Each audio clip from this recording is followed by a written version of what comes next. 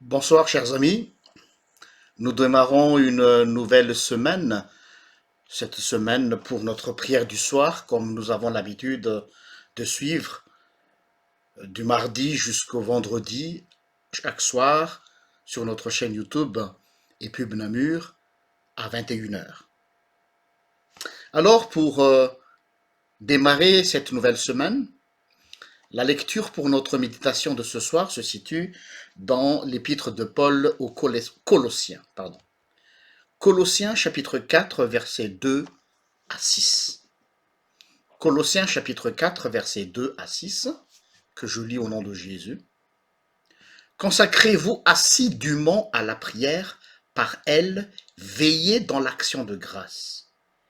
Priez également pour nous, afin que Dieu nous ouvre une porte pour la parole, et que se dise le mystère du Christ, par lequel je suis en prison. Que j'en parle clairement comme je dois en parler. Comportez-vous avec sagesse, envers ceux du dehors, rachetez le temps. Que votre parole soit toujours accompagnée de grâce, assaisonnée de sel, pour que vous sachiez comment vous devez répondre à chacun. Amen. D'où notre thématique de ce soir, racheter le temps. Une des hantises de plusieurs personnes, surtout les personnes publiques, c'est la crainte que le passé nous rattrape dans le futur ou dans notre présent même. Comme dit l'expression, nous traînons tous des casseroles avec nous. Nous ne sommes pas des êtres parfaits. Il se peut que nous ayons eu un parcours de vie assez mouvementé, assez délirant, mais ça fait partie de la vie. Alors, on a toujours cette envie de, si on pouvait revenir dans le passé pour rectifier certaines choses, ou effacer même. Mais ici, Paul nous donne une piste de réflexion. Ce qu'il nous propose, c'est de pouvoir racheter le temps. Ça veut dire quoi? Ça veut dire que Paul, par exemple, dans son cas, lui, si on regarde le passé de Paul, c'est quelqu'un qui a dépensé son énergie à persécuter l'Église. Il était même fier de cela. Il tuait. Il avait du sang dans sa main. Mais une fois qu'il a été touché par la grâce de Dieu, c'est une nouvelle personne.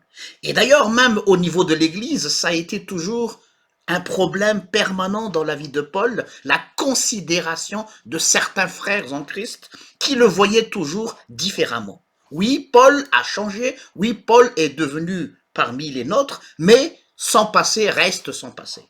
Alors Paul, lui, il ne va pas perdre de temps ou d'énergie à se justifier, à s'expliquer, et c'est pas ça notre vie chrétienne. Nous, on n'est pas là pour se justifier, mais on est quand même là pour racheter le temps. Et c'est quoi racheter le temps pour Paul? C'est, il dit, priez pour moi pour que je puisse annoncer la parole par tous les moyens. Et même pour Paul, le fait d'être en prison est une grâce parce que pour lui, c'est une porte qui s'ouvre.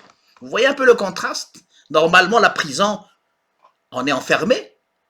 Mais pour Paul, c'était une occasion parce que quand il a été accusé, il a été traîné de justice en justice, de procès en procès, mais dans ces procès, il avait utilisé ses procès comme étant une sorte de chaire, de pupitre, pour profiter de témoigner de sa foi.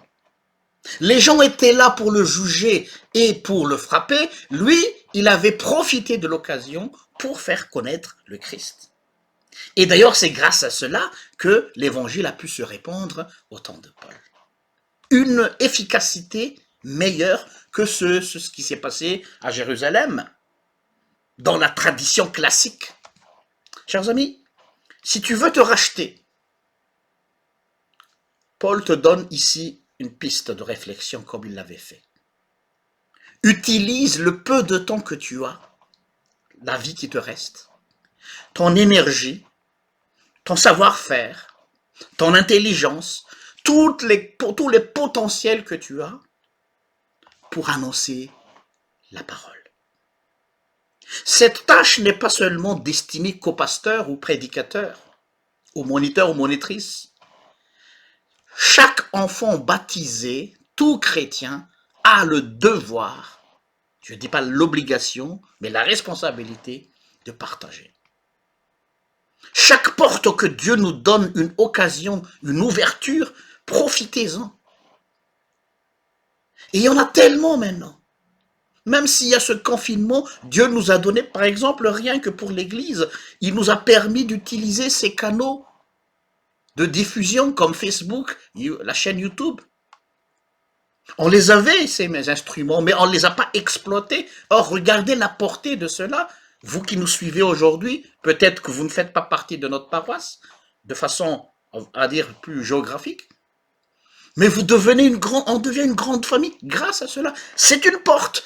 C'est un peu comme l'image de la prison. Paul était en prison, mais grâce à son emprisonnement, il a pu côtoyer d'autres personnes. Et nous aussi, avec ce confinement, on nous a obligés de ne pas se réunir dans un lieu précis, mais grâce à cela, nous avons pu avoir l'occasion de rayonner dans le monde entier. C'est juste un exemple parmi tant d'autres. Mais à nous aussi de voir quelles sont les occasions et les opportunités que Dieu vous donne de pouvoir témoigner de son nom. Que ce soit dans le milieu professionnel, que ce soit dans votre milieu familial, que ce soit dans votre voisinage. Vous n'êtes pas obligé d'aller frapper à la porte comme font les témoins de Jéhovah, ou les Mormons, ou les autres églises qui ont cette tendance, mais il y a toujours une occasion. À vous d'ouvrir vos yeux, d'être attentif à cela. Et ne cherchez pas d'excuses, oui, mais moi je ne sais pas parler, moi j'ai honte. Il ne faut pas avoir honte de l'évangile. Paul, lui, il a été renversé. Il a été renversé par cette grâce, et c'est cela qui l'a poussé à témoigner. J'espère que cette courte méditation nous pousse encore un peu plus à élargir notre champ de vision, à ouvrir notre regard sur le monde et d'avoir aussi cette perspective que Paul avait.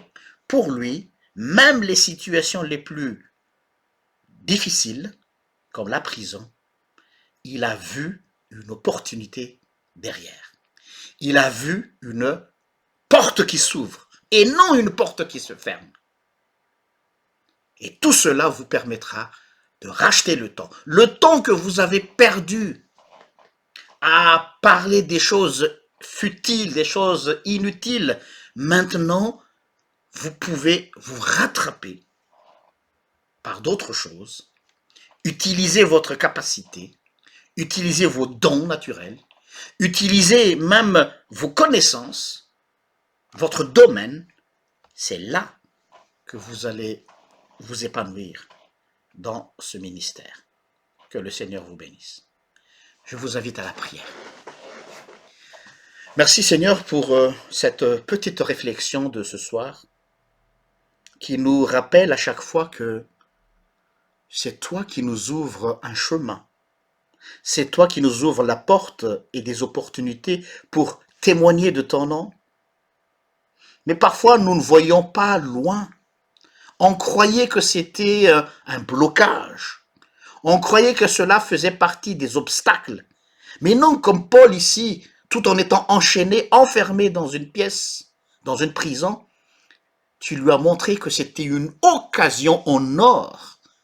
Parce que là, il a pu rencontrer les soldats, il a pu rencontrer des personnes dans les palais, il a pu avoir accès dans les milieux où il n'a pas pu y aller, et profiter de ces moments pour témoigner de ton nom. Apprends-nous aussi à avoir ce regard, cette vision des choses, pour que nous ayons une foi qui rayonne. Au nom de Jésus. Amen. J'espère que vous avez apprécié le court moment que nous passons chaque soir. Je vous donne rendez-vous demain à la même heure si Dieu le veut. Au revoir.